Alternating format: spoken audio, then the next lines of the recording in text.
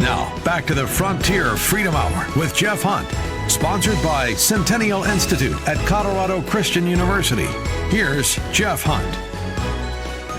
Friends, welcome back to the Frontier Freedom Hour. If you missed any of our discussion today, go to frontierfreedomradio.com, frontierfreedomradio.com. We're talking Proposition HH with Chris Brown, who's Vice President of Policy and Research with the Common Sense Institute, where he leads the research efforts of CSI to provide insightful, accurate, and actionable information on the implications of public policy issues throughout the state of Colorado. Go to commonsenseinstituteco.org to download all the different white papers that they have. And in a second, I want to ask them about some of the other research that they've done on crime, on education issues in the state of Colorado. But before that, if you're like me and you look at the political leadership of not only the state, but of the nation, and you're just wondering what happened. How did we go from Washington and Lincoln and great statesmen to, people that just kind of deliver for special interest groups, aren't really concerned about their constituents, aren't really principle driven in their leadership. And you're just wondering, goodness, what has happened to our country? I think it all stems back to the family and education. When we get those two wrong, when we disregard healthy families and we give up on education, just turn that over to the government, well, you end up with inadequate political leadership.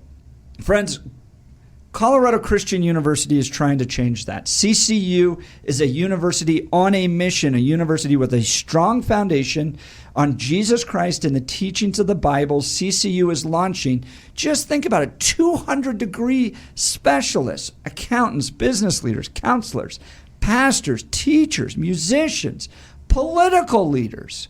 Colorado Christian University is that bright, shining light. Hugh Hewitt called it the lantern of the Rockies.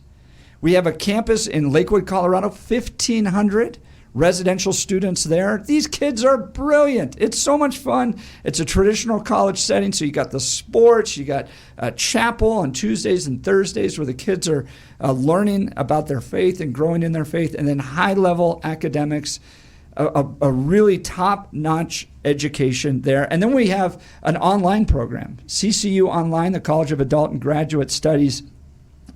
You can literally finish your degree almost entirely online, where you're not having to spend those nights out away from your family. I know it's so challenging.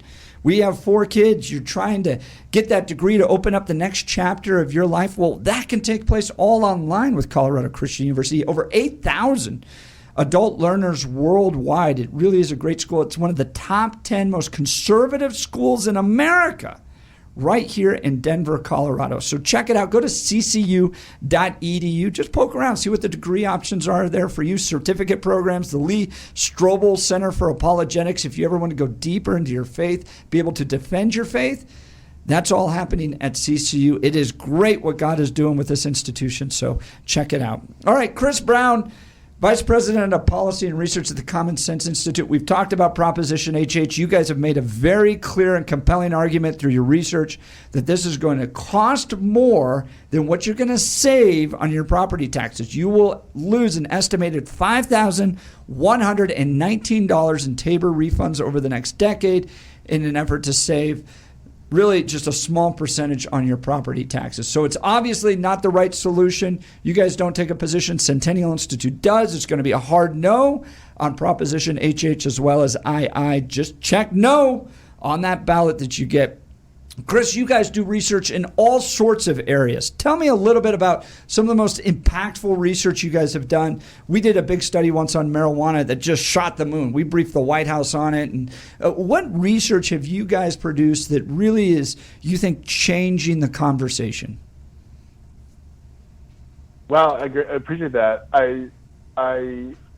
We do tackle a wide range of issues, and I do think, when you look at the polling of what people care about, right, obviously affordability is top of list, but I think the 3 things that we routinely hear people and they care about is housing affordability, crime, and homelessness in many of the major metro areas.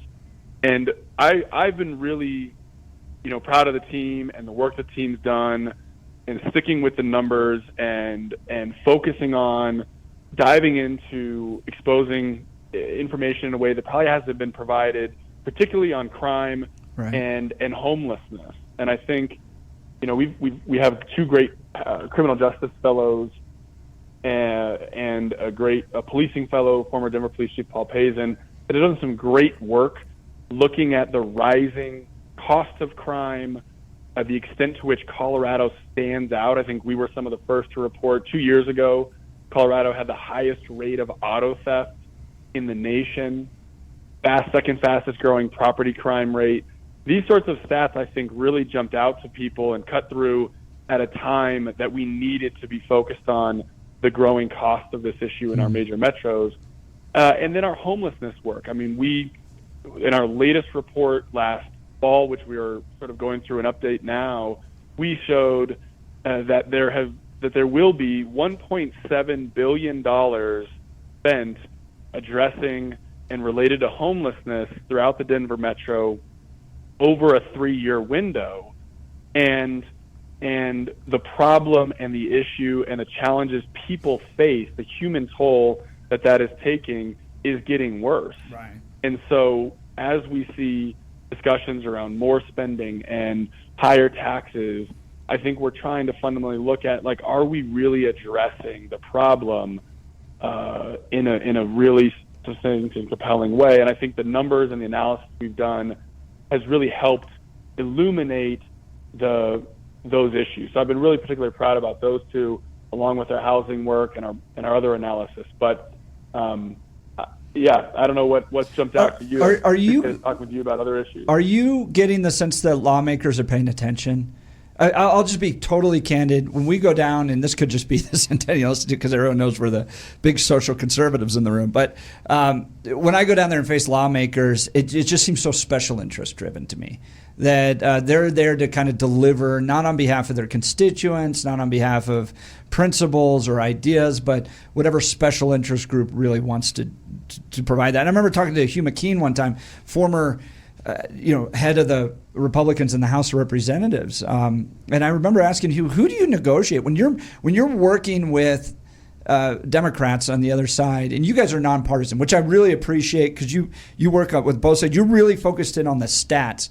But I said to Hugh, when you're trying to negotiate an amendment, who do you call? And he goes, well, I call the ACLU because they wrote the bill. The lawmakers didn't write the bill. Do you get a sense that you're breaking through the noise yet? Are the lawmakers paying attention to this data and trying to fix it?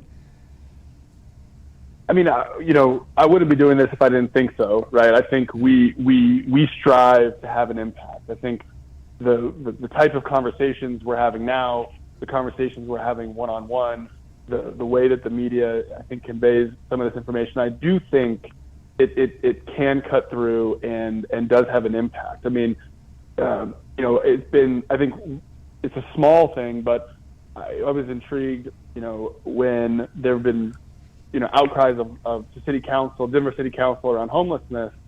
And at one point or at several points, these grassroots or even homeless individuals that are there testifying, providing public testimony, have cited our work about the challenges that they face on the ground and how the numbers. And so, I think it does cut through. And when legislators hear from someone on the ground citing our work, it validates it in a way that is different from just us talking about it. But I do think those numbers do cut through, do help people see the light, and over the long run, hopefully can lead to better outcomes. But I think we have a long way to go to continue to shed more light on the numbers and the issues and the real long-term impacts. But, again, I wouldn't be doing this if I didn't think, our team and others, everyone in this, talking about the unintended consequences and long-term impact if we weren't having an impact. Chris, let me ask you about one of the areas of research that you guys do that we haven't talked about, which is healthcare. I looked also, one of your charts shows sort of where Colorado has spent their money in the last 15 to 20 years, and we're spending tens of billions of dollars on healthcare.